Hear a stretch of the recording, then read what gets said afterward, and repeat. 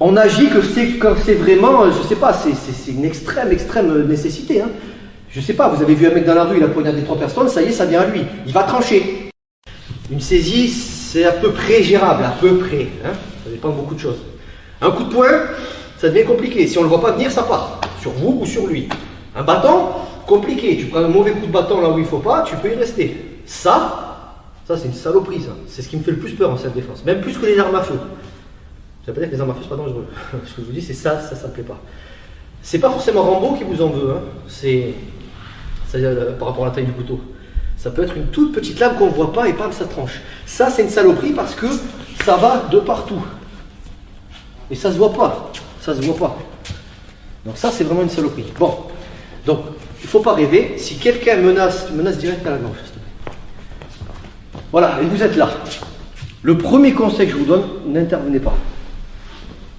Maintenant, ouais, mais si, déjà tu ne sauras pas quelles sont ses intentions. Premièrement, si c'est une menace, il attend quelque chose. Tu donnes. Tu donnes ta bagnole, tu donnes tes fringues, tu donnes ton caleçon, tu donnes ce que tu as à donner, tant que ça te permet de survivre. Maintenant, si tu es avec ton gamin ou ta gamine qui va emmener la gamine, tu donnes pas. Ça, c'est la petite et méchante, je le dis souvent. Ça. Donc, voilà. Là, c'est une situation extrêmement risquée. Pour moi, mais surtout pour lui en priorité. D'accord? Donc tous les trucs comme ça, c'est même pas la peine, on oublie, c'est mort. Donc là, il faut agir sur le bras armé, intelligemment. Si vous frappez, il tranche, c'est foutu. Mettez-vous la pression doucement, il appuie un peu là, voilà. Donc, ce qu'il ne faut pas faire, c'est déjà analyser. C'est analyser. On agit quand c'est vraiment, je sais pas, c'est une extrême nécessité. Hein.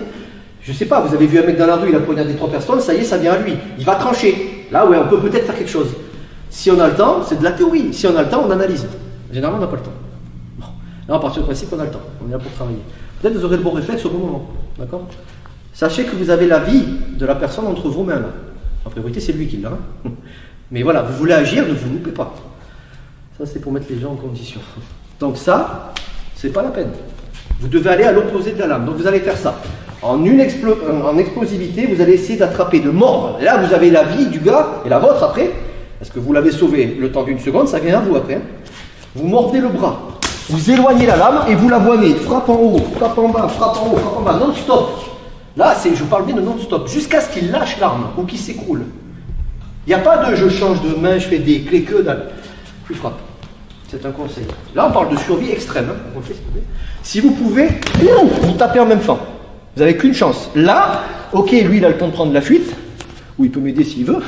Mais ce que je veux dire, c'est que là, vous vous loupez, c'est vous qui crevez, et peut-être lui juste après.